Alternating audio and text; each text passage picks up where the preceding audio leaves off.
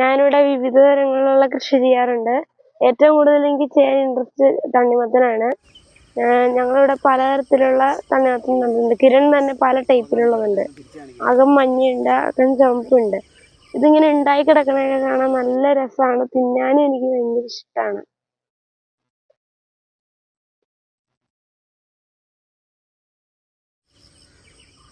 മഞ്ഞയല്ലേ? മഞ്ഞയാണിത്. ഇതുപോലെ ഇതിൻ്റെ കാട് വേണം നമുക്ക്.